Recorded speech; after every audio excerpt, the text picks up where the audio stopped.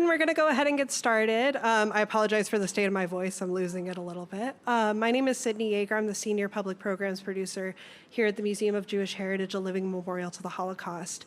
Thank you so much for joining us today for Making Gay History, the Nazi Era.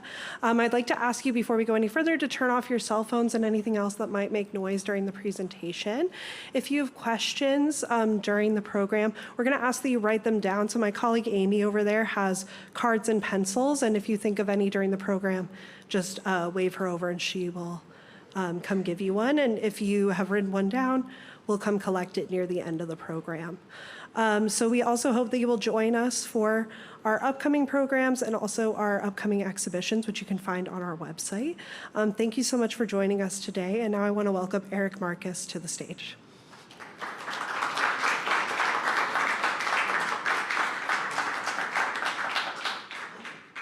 Thank you and welcome. I'm so delighted you've come out on this summer day in October and are not outside enjoying the weather. And thank you to those of you joining virtually for joining me today for this presentation.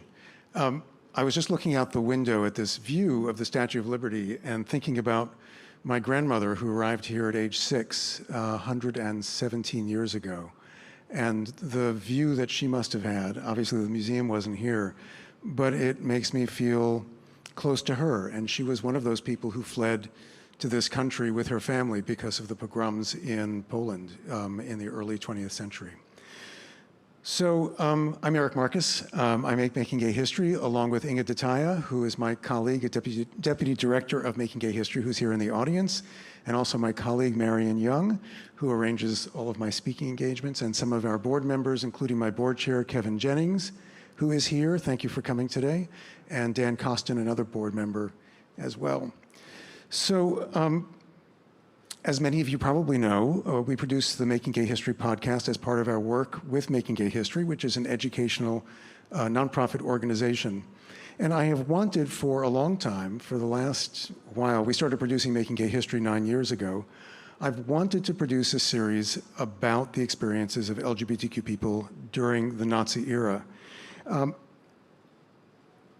I wanted also to do it, originally I thought that we would do a series about the gay men who were caught up in the Nazi war machine. And we expanded from that to include the broad range of experiences among LGBTQ people. I learned a lot through this series because a lot of this history I didn't know.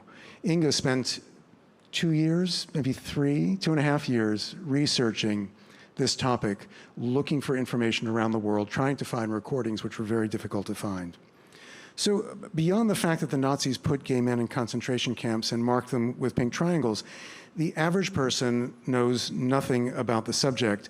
I had the opportunity to speak to the Association of Holocaust Organizations in St. Louis at their winter meeting this past January. And I was very nervous speaking to the people who were there from all over the country and some people from around the world who are experts on this subject. I like to think I'm an expert on LGBTQ history, but I'm not an expert on this history. I've just really learned it. And I asked people who were there before I started and shared the fact I was nervous because they were all experts. I said, how many of you are familiar with the experiences of LGBTQ people during the Nazi era? And 90% of the hands in the room went up, and I thought I was in real trouble, because I wouldn't be telling them anything they didn't know. After the presentation, several people spoke with me and said they were familiar with that history, but they knew very little about the broad experiences of LGBTQ people, and they'd never heard the voices of the people who lived during that period. And hearing the voices is a different experience. So beyond the fact that the Nazis put gay men in concentration camps and marked them with pink triangles, as I said, the average person doesn't know a lot. So I wanted us to tell the story of the men who were persecuted for their homosexuality more fully, and to give a sense of the danger that others across the LGBTQ spectrum found themselves after the Nazis took power in 1933. And I also wanted us to explore the experiences of LGBTQ people who were persecuted for reasons other than their sexuality. Jewish or political prisoners who survived the camps, as well as resistance fighters who risked their lives to save others. Making Gay History is dedicated to letting people tell their stories in their own words, so this subject came with a huge challenge. There are painfully few first-hand testimonies. Also, the testimonies that do exist aren't always in English. For instance, there's only one oral history in English from a man convicted for his homosexuality. One. So we hired actors to voice some of the recorded testimonies, and we did have access to, as well, some written accounts. Testimonies from gay and lesbian Jews are even rarer, and they're more difficult to locate. That's because in the major Holocaust oral history archives, like the Shoah Foundation, the U.S. Holocaust Memorial Museum in D.C., and the Fortunoff Video Archive, which is our partner in this project, the subjects are identified as Jewish survivors, not homosexual survivors. So tagging systems and keyword searches in those archives only help so much. Just one example, a section of an interview in which a survivor explicitly addresses his homosexuality might be tagged with a vague, non-LGBTQ specific phrase like courtship or sexual development. Also, a keyword search for homosexuality is far more likely to turn up testimony that's negative by a survivor who witnessed something that happened to homosexuals or had a negative view about people who identified as gay. If at the end you have questions about how we went about our research, Inga is here and could answer that question, but she'll probably not be happy for me mentioning that. Inga likes to be behind the scenes. We even turned up one interviewee who gave two different accounts of his experiences, one seemingly straight and the other gay. And I'll share a clip from his interview in just a moment. Ralph Hirschberg, a gay German Jew, immigrated to the US with his life partner Emil in 1937. He's only featured briefly in our series, but his testimony is fascinating because for his on-camera interview for the Shoah Foundation, he mentions a wife and children and refers to Emil as his cousin. For an audio-only format for the Holocaust Museum in DC, which was recorded just 2 months earlier, Hirschberg talks openly about his relationship with Emil and even mentions several visits to the Institute of Magnus Hirschfeld, the founder of the world's first LGBTQ rights organization. How many people have heard of Magnus Hirschfeld? Oh my goodness, this is an audience that knows its history. For the handful of people who don't know, Magnus Hirschfeld founded the first gay rights organization in Germany, in Berlin in 1897, and then a sexuality institute in 1919 that was destroyed by the Nazis in 1933. If you've ever seen that famous picture of a book burning, that was Magnus Hirschfeld's library. They went after his library first. It's something of a marvel that Ralph Hirschberg managed to keep all the facts of these two accounts straight. He was 94 years old at the time he gave the interviews. Here's a clip of Hirschberg that gives a sense of the early years of the Third Reich and the double jeopardy he found himself in as a Jew and a gay man.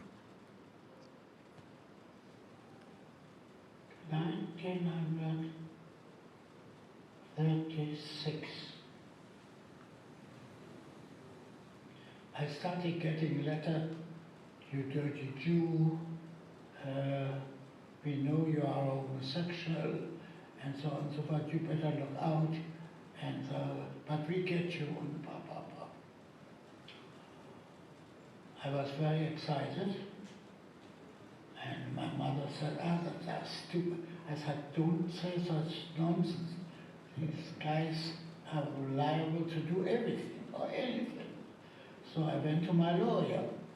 He said, well, don't be afraid. These are beginners.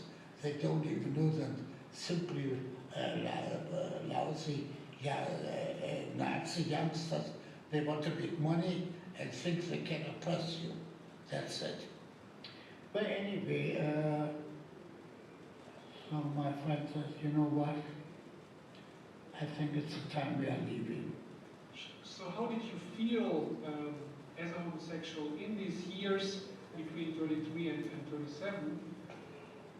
As like a stranger, to tell you the truth, because I was born in Berlin, right? And I was a Berliner. But when the Nazis came, you had the feeling you are a stranger, all of a sudden. I sometimes feel that way these days. When Hirschberg left Berlin in 1937, the persecution of homosexuals by the Nazis was near its peak. This was something that was new to me. I didn't realize that the peak came before the war. The Nazis used paragraph 175, an anti-sodomy law that had been part of the German criminal code for more than half a century, to go after gay men. It was strengthened under the Nazis, so even a whisper of suspicion or a perceived intention toward homosexual activity could get you arrested. Sort of like the don't ask, don't tell policy during the Clinton administration that was later repealed. Efforts to hunt down gay men under the Nazis were made easier by the existence of pink lists. Pink lists. Lists of known or suspected homosexuals that were maintained by local police forces long before the start of the Nazi era. The Gestapo would track these men down, interrogate them, and search their houses for additional leads. As Michael Ritterman, an Austrian actor in his late 20s, discovered, keeping an address book was especially dangerous, and it put both you and your acquaintances at tremendous risk. Here's a clip from Michael Ritterman. Home one night, and my stepmother told me that the Gestapo had called, and as I was out, they said, fine, we'll come back tomorrow morning, which indeed they did. And there was a house search in my room, and in my writing desk, they found an address book, which they took with them, and then I was taken to the Gestapo headquarters, where I was interrogated by these Gestapo men in a way which I would, in hindsight, say was perfectly correct and acceptable. But when the interrogation at the Gestapo was over, I was taken to a police prison, where I found myself together with two other chaps in the cell.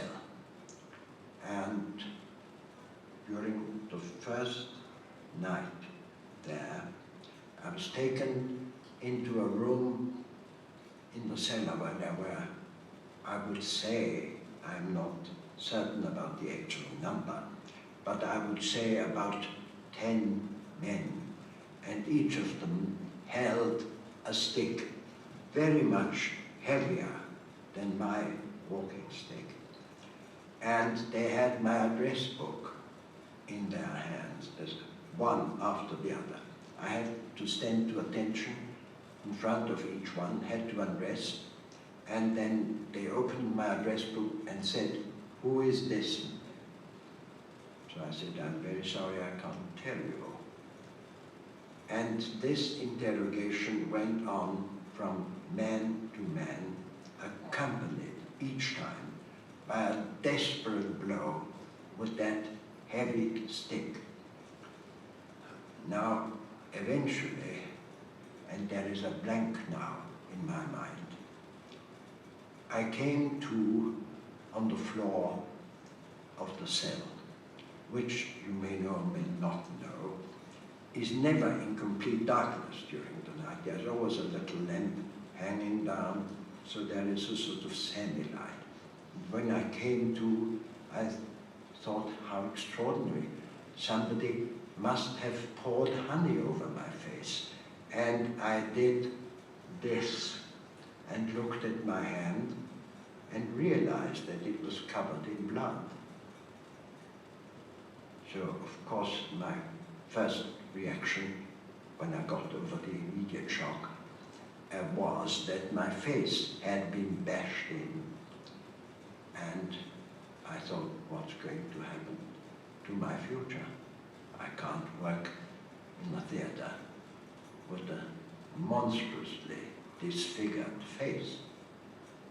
So time went by, not many weeks, until I was called out of my cell and taken to the ground floor where this same gentleman who interrogated me waited for me and said, I have good news for you. You are free. But don't run away. Wait for official information by letter that the case against you, because of lack of evidence, is closed. And that is the end of my story, and the fact that I'm still sitting here talking to you. Do you think he waited for the official letter to come? He didn't. He fled and eventually landed in the UK. And he did go on to have an acting career. Is anyone familiar with the TV series The Saint? You have to be of a certain age, mine and up. Roger Moore was the star. Ritterman made a couple of appearances in that show. I meant to note a little earlier that these clips all come from our 12-part series on the Nazi era, our podcast series. And if you would like to listen to the whole series, you can get it wherever you get your podcasts, or at makinggayhistory.org, where we have lots of archival photos and links to additional information. So between 1933 and 1945, about 100,000 German men were arrested for allegedly violating paragraph 175. More than half were convicted. Most were sent to regular prisons, but an estimated 7,000 to 10,000 were sent to concentration camps. It was there that they were forced to wear the pink triangle patch. The pink triangle was a magnet for the scorn and hatred of SS officers who took pleasure in devising special ways to hurt and humiliate these men.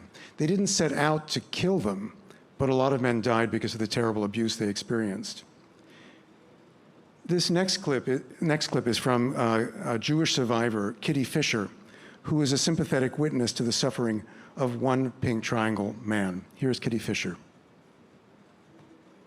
And then they led you to the latrine. They were full of muck and shit and vomit, and I thought, I am not sitting in this dreck when my mother told me you never sit on other people's toilet. And I crouched, and they hauled me from the back with a stick, and I fell into the latrine. So I was full of shit, no paper, no underwear, stark naked, and suddenly I saw a striped trousers walking towards me and big wooden clocks, and it was a man, and I looked for the Star of David, and he had a big pink triangle and a number, and he carried a bucket, and he carried a brush. And he said in a very beautiful German, not in Yiddish, hurry, hurry, get up, I have work to do. I said, I can't. I am so ashamed. What is this? And I looked at this pink triangle, and he said to me, I'm gay. Ich bin schwul. But did I know what schwul was? I said, is that a religion? He said, no, I'm a homosexual. So I still didn't know, and he explained to me that with his partner, he lived in Munich, and the Gestapo under paragraph 175, which was for perversion, broke into the flat. The partner went to Dachau. He came to Auschwitz in 1940, 4 years before I met him. And a German, a non-Jew, and because he was not a Jew, they asked him sarcastically when they shaved him and put on the pyjama, what is your profession? He said, I'm an academic portrait painter from Munich. We have just the right thing for you. And they took him to a laundry and gave him a bucket with whitewash and a brush. And since 1940, 7 days a week, 10 hours a day, he had to brush the shit of the latrine so that he shouldn't come out of experience with his brush. And that's what Germans did to Germans. They didn't want him to come out of experience with his brush, so they devised this as practice, so he wouldn't forget his profession. Once the war began in 1939, following the Nazi invasion of Poland, the Nazis were uneven in how they persecuted gay people in the occupied territories. Pierre Seel from the Alsace-Lorraine region of northeastern France experienced the worst of it. In 1941, he was tortured by the Gestapo and deported to the internment camp at Schirmeck. He was 18 at the time. His boyfriend, Joe, had been arrested and deported at the same time. This next clip from Pierre Seel is harrowing, so I just want to give you a heads up. Seel tells the story of what happened to Joe. The original testimony is in French. The voiceover actor you'll hear is Arnie Burton. And again, it is harrowing. Et nous avions tous les matins des appels, ça s'appelait. We had roll call, appel, they call it. Every morning we had to go out to the main square of the camp. There were gallows there too for hangings. Sometimes they'd leave bodies out for days on end with crows circling. That was always there for us to see.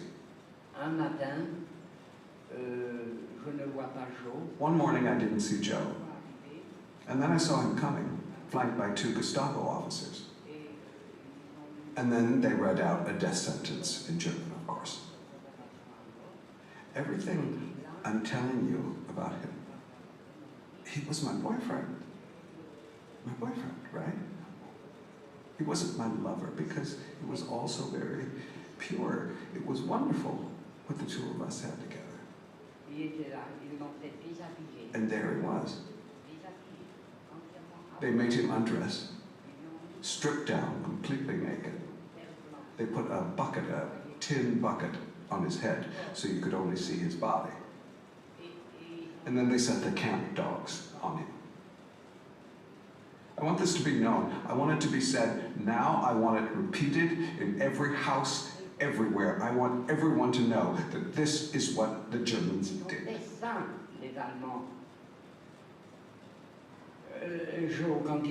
When Joe was being eaten by the dogs, they had music playing. What music? German classical music. Oh yes, that's right. Some of it covered the screaming, but the screaming was already covered by the bucket on his head, right? The metal bucket. Except at times that made it louder, amplified it. This is an evil thing, what I'm telling you, yes? Now you understand why I have a candle burning at home.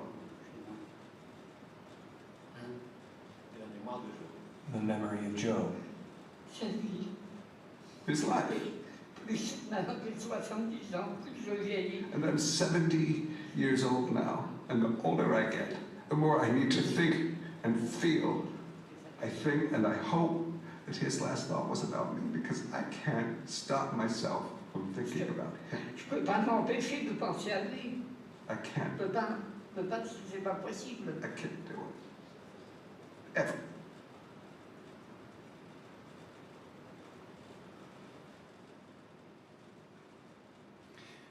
"52 years, and he has a candle burning in his kitchen for the memory of Joe." I've been corresponding with an organization in Strasbourg, not far from where Pierre Seel lived. And the person I've been corresponding with knew Pierre Seel and had taken him to various speaking engagements. And I expect I'll be going there in April, in the spring, to share this presentation, and in several other cities as well. I was struck in listening to the testimonies at how fresh the memories sounded, how even though decades had passed, people were in the moment when they were telling these stories, which also gave me insight into why they never shared their testimony, or they waited until they were in their 80s or 90s, because the memories were so painful. And there are also other issues involved in why people didn't share their memories. But in hearing Pierre Seel's voice, I can understand why people might not have shared their testimony. Another person we've featured in our series is Lucy Salani, one of only 2 known transgender people to have survived the camps. Salani, who was Italian, underwent gender affirmation surgery after the war. Salani was drafted into the fascist Italian army, deserted the Italian army, was forced into the Nazi German army, and deserted the Nazi German army. When she was caught in 1944, she was deported to Dachau, where she stayed until the camp was liberated. Here she is describing her arrival in Dachau. The original testimony is in Italian. The voiceover actor you'll hear is Broadway star Bianca Lee of Oh Mary fame, who is herself a trans woman.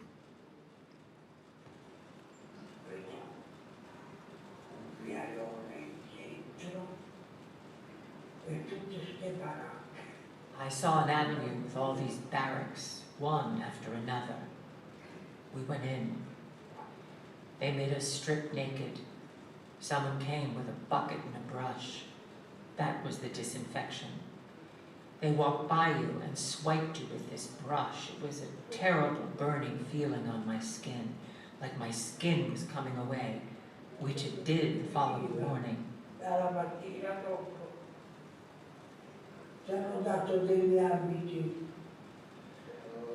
They gave us some old clothes, full of lice, full of them. So full there were nests in there, a hive. How disgusting. They gave us a number. I was 15504. Then they threw us into the barracks. The barracks had a round sink with spigots to wash ourselves, but in the morning it was completely iced over. We had to break the ice before washing. The first day they assigned us a job. You couldn't just be there in exchange for nothing. You had to earn it. They gave you a small tin bowl and a piece of bread at lunchtime. My first job was to take up the people who had died in the barracks overnight and line up their corpses outside. Every day there were 3, 4, or 5 of them.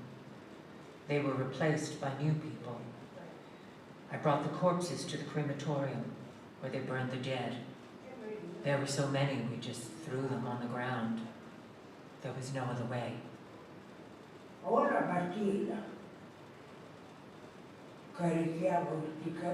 morning I saw, not my cart, but in the next cart, I saw a hand moving. I said, "Look, that one's alive." They said, "Yeah, he has to die anyway. It's time to die." They threw him in alive. They burned him alive.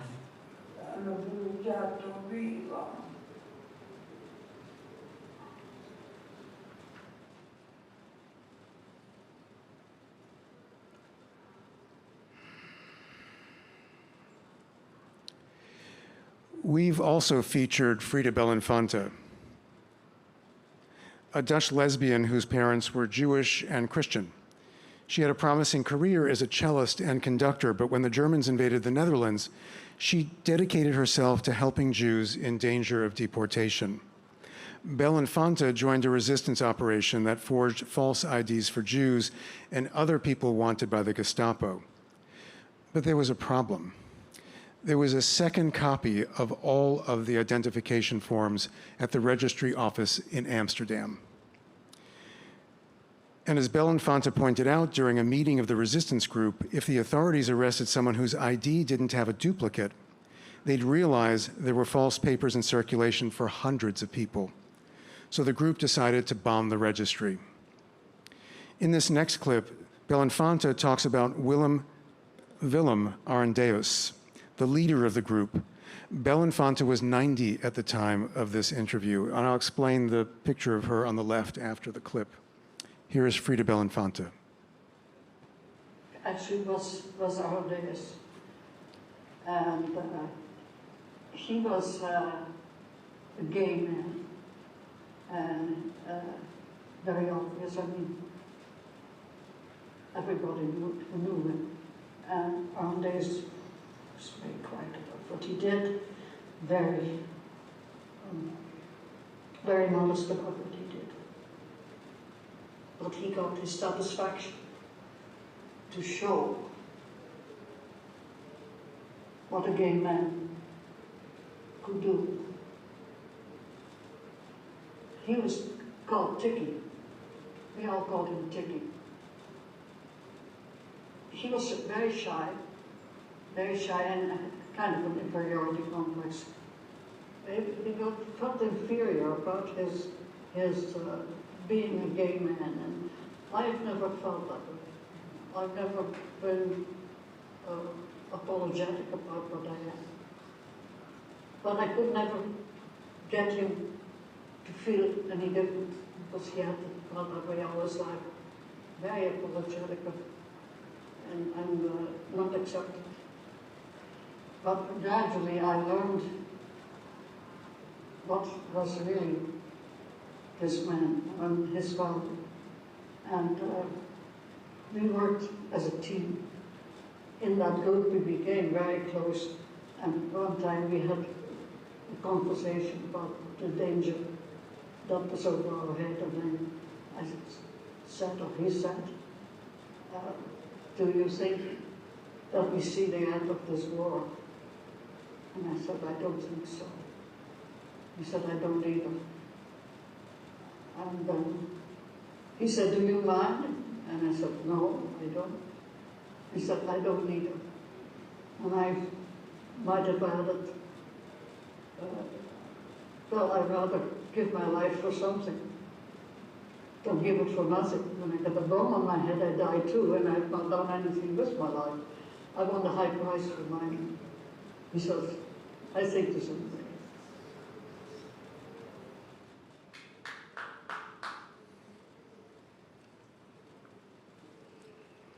I agree. Arendeus and 11 other members of the resistance group were executed for their involvement in the bombing. Just before his death, Arendeus asked his lawyer to, quote, tell the world that homosexuals are not cowards. Belinfante escaped to Switzerland. That's how she dressed for the 3 months she was running from the Gestapo. She was so effective in her disguise that she passed her mother 3 times on the street, and her mother never recognized her. She hiked through waist-high snow across the mountains into Switzerland and lived to tell her story. After the war, she immigrated to the US, where she resumed her musical career and founded the Orange County Philharmonic in California. Belinfante, as you heard, was open and matter-of-fact about her sexuality. That wasn't the case with Jewish survivor Margot Human. On several occasions, this is Margot Human. On several occasions, Human provided testimony about her experiences as a teenage girl in the Theresienstadt ghetto and in the Auschwitz concentration camp. In these accounts, she spoke about her friendship with a Viennese girl named Dita, and how that friendship sustained her through the war. It wasn't until 2018 when Human was introduced to Dr. Anna Heikova, who's a scholar of queer history and the Holocaust, that she opened up about the romantic nature of their relationship. Human allowed Dr. Heikova to share this more intimate part of her story. So when we hear Human's earlier testimony, which I'm about to play, we can listen between the lines. Here's Margot Human. My will to live, I never gave up, ever, at any time. Where did you get them? I don't know. I don't know.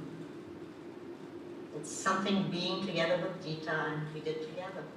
Now we realize now, we talk about it, because I see her, and we meet at least once a year. Either I go to Toronto or she comes here. And she's married there, she has 3 children. She also has a bunch of grandchildren. Her husband is a pathologist. Neither one of us would have survived without the other, and we both realize that. Because we gave each other hope and support and love and friendship. And I think that's what makes life worth living. And this is why my experiences are probably not very similar to other people's. Because even so it was absolute hell, what I remember most is my friendship and love for Dita, and for all those years.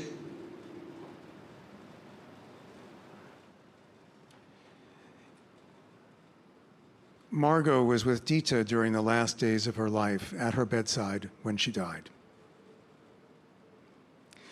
There are a lot of reasons why testimonies of LGBTQ people who lived through the Nazi era are so scarce. I mentioned some previously, and why these voices were repressed or silenced.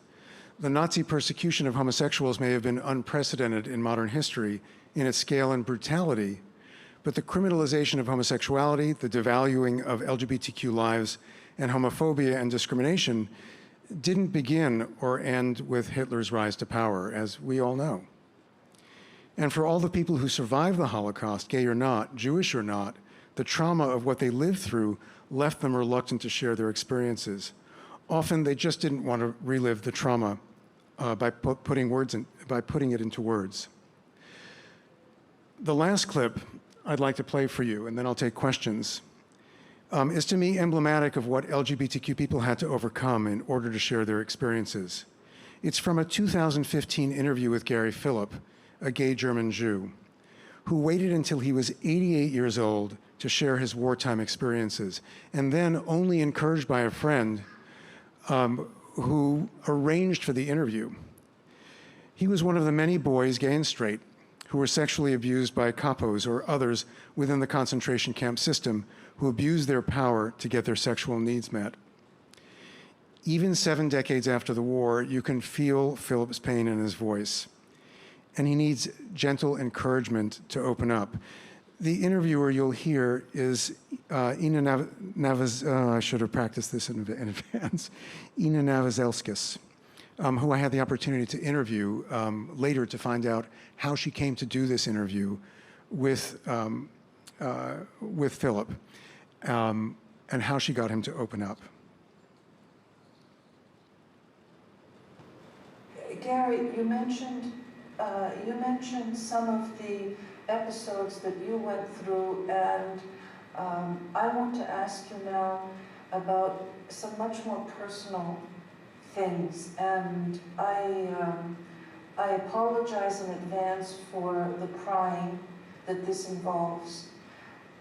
But I think the reason why I am doing so is so that people in the future would have a much clearer sense of exactly what kind of danger, what kind of suffering people went through when they had no power, when they were completely helpless.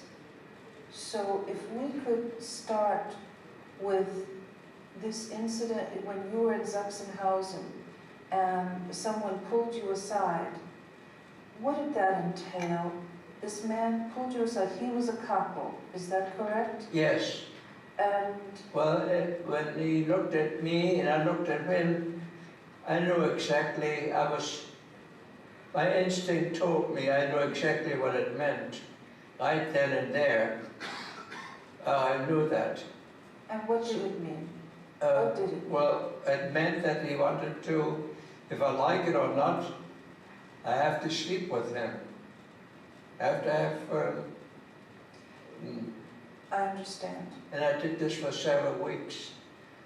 Was this... Several weeks, as long as I was in that camp. Was this the first time something like that? That was the first time, not before. Not before? No, not before. So in other words, it's your first sexual experience? Yes. And it happens in this way? Yes.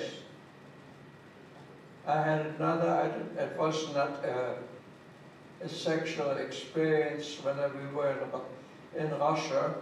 We went out to some place in the country. There was some big building, I don't know, we were supposed to work something there, and I walked away a little bit from the building. I was all by myself, standing by a tree, and out of the blue skies came a soldier, a German soldier, and he looked me deep in the eyes and said to me, you want to get away from all this? You want to go with me? And I hesitated, of course. I said, yes, no. Maybe it's a good thing I didn't do that, because we probably both would be caught and would be shot. So that was another experience, and that gay experience. Did you know you were gay at that age? I was just young. That's why.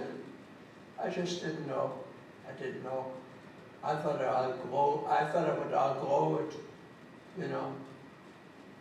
I didn't know. And sex was not on my mind. Survival. In all this, you know. I can imagine that it wouldn't be. Sex was not on my mind. And how were you able to deal with this?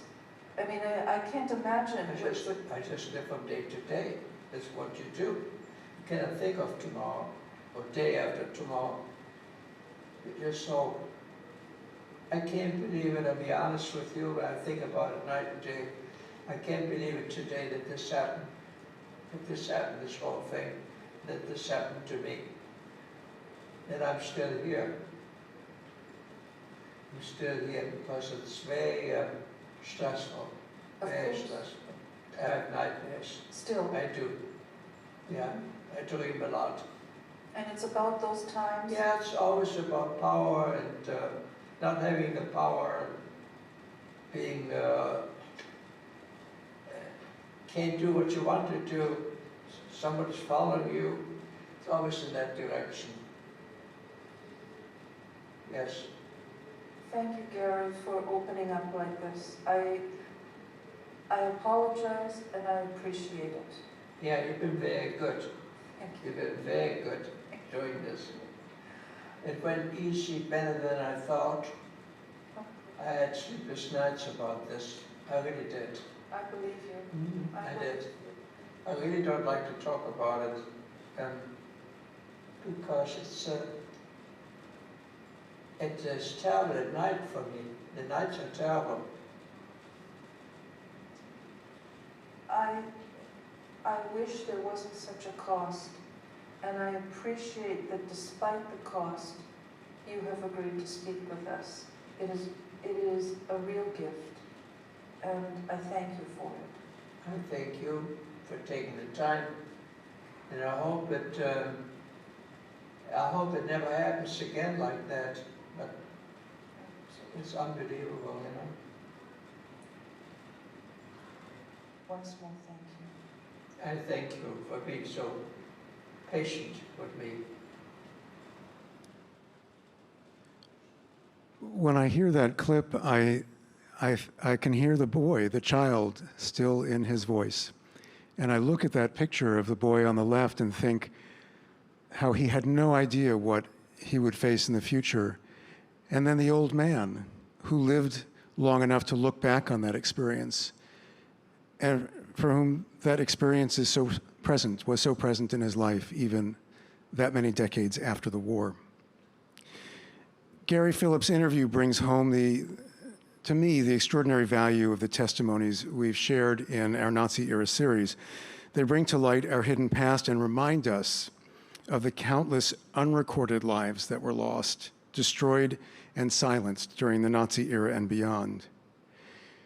And they carry warnings for the future that demand our vigilance, especially as we here in the US face the unfolding dark times.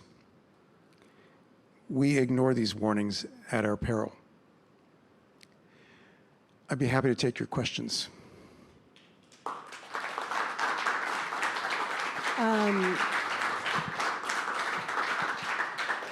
Thank you so much. So I'm going to read out the questions from back here, but if you do have a question, you don't have a piece of paper to write it down, just kind of raise your hand and my colleague will come around and collect it and also give you a piece of paper. And if you have a question written down, she will also come and collect that. So I want to start with a question from the chat, which is actually a question that you mentioned at the beginning. What was the research process for this podcast and how did you choose who to feature in each episode? Inga, I'll spare you, unless you'd like to answer that. Okay, Inga said she'll pipe in if I get it wrong. The research process involved scouring archives, existing archives around the world, but also looking at printed materials, memoirs, documentaries. We looked for things that, well, when we first started this research, I hired somebody to do the initial research, and I wondered if there was even enough material. And in the end, we had so much material that we had to limit it. Choosing who to feature in terms of the full-length stories. So the first 2 episodes of the series are overviews in which we have multiple voices to give people a general sense of what happened during that period. And then we have 8 individual stories, 8 individuals who are featured, and then the ending piece is an epilogue where we reflect on the whole series. And I interviewed Rabbi Sharon Kleinbaum, the retired rabbi of Temple Beth Simchat Torah, the gay synagogue here in New York, to reflect on the series. For a podcast, you need a story you need the person to be able to tell a good story. So that was key. The challenge with some of them was that we had to do voiceover. So just as an example, Arnie Burton, who voiced the interview with Pierre Seel, we had to record that voiceover 3 times because he was sobbing so hard, because it was so present for him in hearing Pierre's recording.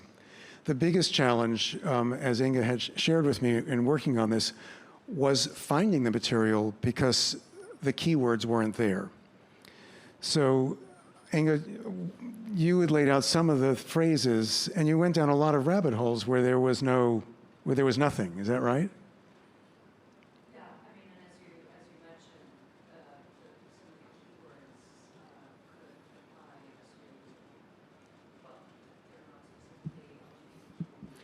I'm going to bring the microphone over because people who are on a line are not going to be able to hear.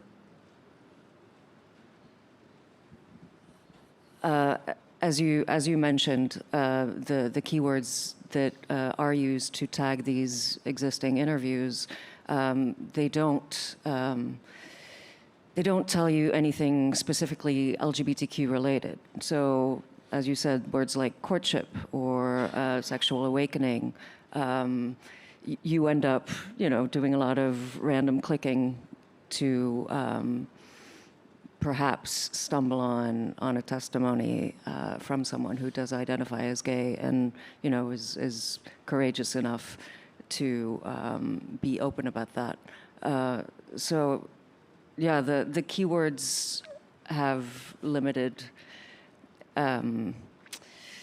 usefulness for the kind of work that we were trying to do. Since we did the work, Inga principally, if you go to our website at makinggayhistory.org, you'll find lots of the research and links.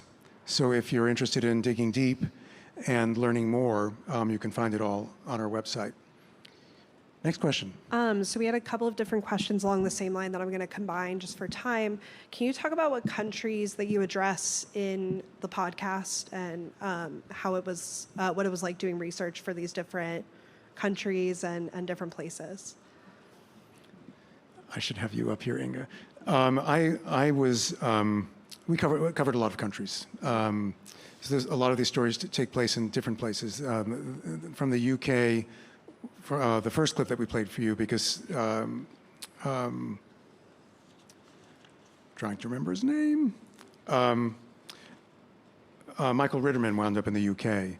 So actually, I mapped all those places because I was interested in speaking in those places. It was in Germany, Poland, Russia, Alsace and France, the Netherlands. As I mentioned, the challenge was with language and the translations, and we had lots of help with those things. I think I answered that question. I'll take the next one. Yeah, I think so. Yeah. So another question that came in, Pierre appears to be wearing a wedding ring in the photo that you showed. Do you know the significance of that? Pierre Seel married and had a family, and then when he wrote his autobiography and came out about his experiences, his wife divorced him, he was estranged from his children. He was really a sensation in France and was interviewed repeatedly and spoke about his experiences for the rest of his life. And I have a question for myself at some point, or for, you can go ahead. Okay. I'll answer those first, and then I'll say one. Sounds good. So paragraph 175 stayed on the books after the war. When What do you know about survivors, especially from the camps, who were then sent to prison? Well, we did not have the good fortune of finding anyone who was, as far as I know, Inga, anyone who was sent from the concentration camps to prison. So for those who were convicted under paragraph 175 and sent to concentration camps and hadn't finished their sentences by the end of the war, they were sent directly to prison to finish their sentences. So if you wonder why people didn't give testimony, if you went from a concentration camp where you were sent because you were homosexual, then sent to prison because you were homosexual, you were not going to be giving testimony about your experiences after you were freed. Most likely you wanted to bury your past and move on with your life if you could. So a lot of people are asking, what parallels do you see between then and now? A lot. Do you I mean, want it's horrifying. We started this work, a couple of people have asked me if we did this series in response to the current political situation here. We started work on this more than 3 years ago. So no, had no idea. And I can tell you, that's actually my question for myself. What was it like working on this series for all of you who worked on it? It almost broke us. This is very difficult material. I fortunately didn't have to listen to all the testimony. Inga Dataya and Nahani Rouse, who co-produced this, did. I couldn't have gotten through it. The fact that we have released this, or we released this series beginning in January of this year, against the backdrop of the unfolding political situation here in the US, has been mind-blowing. There's a question up front. Oh, that was one of your questions. Hang on, let me just give you a microphone because people are online. There is an essential difference in that homosexuality right now is not illegal, and I wanted you to expand on that. Yeah, you were saying the essential difference is that homosexuality is not illegal now. Yes, there are a lot of differences, but what is so chilling are the parallels. There are too many uncomfortable parallels to be able to go on about our lives the way we normally do. And I can tell you that for many of my friends, people have been looking for a way out, if anything, if it gets really bad. I was having lunch with a friend the other day who is not gay, not Jewish, and lives a very privileged life and is aware of it. And I mentioned that my husband and I were applying for permanent residency in Uruguay. And she said, why? And I said, well, just in case. She said, but why? I said, well, I'm Jewish, I'm a homosexual, I do work that could be thought of as confrontational to the current administration, or in opposition to. And she was shocked. It hadn't occurred to her that this sort of thing could unfold here.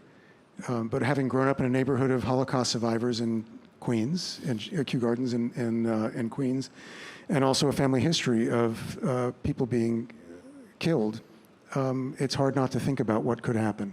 But we're not there. But there are parallels and echoes. And I have nightmares. So we are almost at the end of our time, but Sure. I do just want to ask one more question about, besides the podcast, which is doing a really amazing job of remembering these, this group of people and these people who were victimized, do you know of any other ways that LGBTQ plus victims of the Holocaust and the Nazi era are being remembered? There are organizations all over that deal with this issue, not just here, of course, here in the US. I actually find there's more attention to this subject now than, I don't know if it's the atmosphere or what. There's a new movie that I just watched the whole film. It's not out yet. What is the name, Inga? Unspoken? It's called Unspoken. It's about a young man who, I don't want to, it's about a young man and his grandfather and some things he finds. So it feels like it's in the air at the moment, that this is an area of this history that hasn't been explored as much as it could be. And that's perfectly understandable. And in the epilogue to the series, Rabbi Sharon Kleinbaum explains why we haven't seen as much research around this area of Holocaust history. In no small part because it's such a small population. And it wasn't a genocide against gay people, whereas millions of people were murdered as part of the genocide. But all of the stories should be told. And we felt it was very important to take the time and spend the resources to share this history. So I wanted to thank the museum today for having me as a guest. I want to thank all of you who joined us virtually today, and thank you to all of you who came to the museum to hear these important stories.